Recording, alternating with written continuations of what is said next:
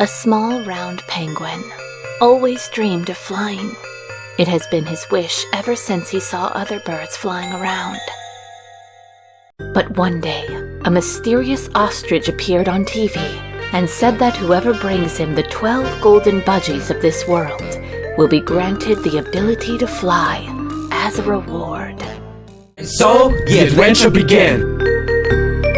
How's it going, you beautiful bastards? I'm SpliffySaint and welcome to the very first episode of Game Nugs, a little series where I will be talking and basically reviewing every game that I beat this year and from now on. The game that we're having a look at today is called Pingorile, or Pingorile. Honestly, I have no idea how to pronounce that. But anyways, as you can see from the looks of this alone, it is a 2D platformer. Pixelated graphics, very nostalgic, some very good soundtrack. And honestly, it's a pretty tight game, man. I had some fun playing this shit. It's completely free to play, by the way. You can find this on Steam. I think it's like less than 300 megabytes of download. I don't know. I didn't really pay attention to that. But I mean, hey, it was the 1st of January. I was like, hey, I gotta spend New Year's Eve alone. I gotta at least do something a little bit fun. And honestly, I couldn't have chosen anything better than this game, because this was honestly an experience.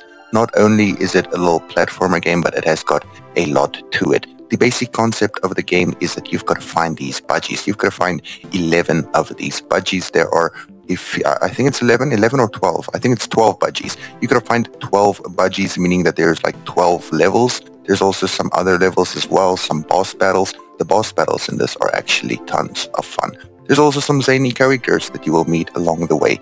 There is, after like every few levels, you will have this little section where you can kind of like walk around, and when you walk around you can interact with these unique characters, kind of see what they have to say. Some of them will do a little quip, you know, some of them will say something a little bit funny. It's pretty damn cool, man. I'm a pretty big damn fan of that. It definitely feels rewarded after the gameplay, you know, after every few minutes of hard-ass like platforming. And then you get rewarded with a little breather, you know, just chilling, walking around with your penguin, interacting with the village and its inhabitants. But other than that, the levels are very well designed in this game. Like I gotta say, I'm not somebody that plays a lot of platformer games, so maybe I'm not the correct person to talk about this game, but as somebody that doesn't play a lot of platformer games, this is definitely something that makes me want to play more, because this had a lot of cool and unique ideas that I haven't personally seen before in platformer games. So I definitely want to try out more and see if there are any other platformer games that would be as fun as this to me, because I didn't think or expect necessarily that this would be something that I'm going to power through and beat, but I actually did, and I'm very proud that I actually did, because it was very rewarding at the end, because this game is surprisingly challenging. Like, not gonna lie, it's probably like a half-hour game, but it took me like 72 minutes to beat or something, you know, almost like an hour and a half, because I remember 2 of the levels just having me there for quite a few minutes. Not gonna lie, I was stuck there for like 10 minutes, the one level with the lava like going on in the background, moving fast, and then some of the bosses as well, you know, like the one big ghost dude floating around kind of chasing you down, which you'll see later on in this video. He was pretty challenging as well. I got stuck there for a little while as well. Not necessarily stuck, but you know, dying a few times to little bullshit, you know, either an enemy that shouldn't be there at that time, or perhaps the controls, which are a little bit unresponsive. You know, it's a tad bit unresponsive at times, but I didn't really have any complaints about the controls. It's pretty simple. I did play this on a keyboard.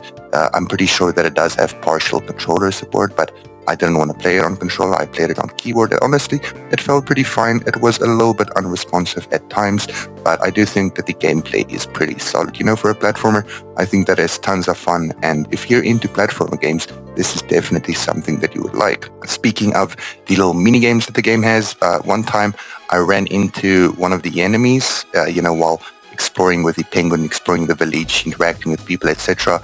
I ran into one of these slime thingies, and then I had to battle it, meaning that it was like this little Pokemon section. I thought I was going to interact with him, you know, I have to battle or flee.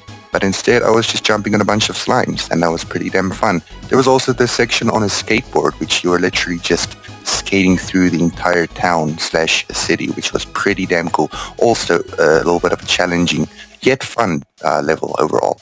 Challenging but fun. That's the way I like it. If something is challenging but enjoyable at the same time, you know, like Dark Souls, then it's something that's good. If something is challenging to the point where it's just a straight up frustration to play, then I don't enjoy doing it. But this was not frustrating at all. This was challenging and awarding at the correct way, you know, or in the correct way. This is also one of the bosses in the game. Spoiler alert, this is actually the final boss, and I specifically have this part of it in the video because I want to talk about it. This was a really unique boss battle. Like, this was such an awesome and fun boss battle. I had a blast with this, and like I said, there's a bunch of features, little mini games and stuff in this game that I haven't quite seen before in platform games, and I really enjoyed it. And honestly, I look forward to seeing what else the developer does, because a very, very small team of people actually made this. It did have some voice acting. Like I said, the levels were great. The visuals look very good. I didn't have any performance issues. I didn't crash or anything like that. So overall, I don't have any complaints about this game whatsoever. It was a bit of a challenge, but like I said, in a fun way, so I can't count that as a con. So overall, I'm going to go ahead and give this game a solid 9 nugs out of 10. Yes, that is correct. I'm giving it a solid 9 nugs out of 10. Thank you all so much for watching this video. Have an amazing day, and I'll see you all again in the next one. Peace out.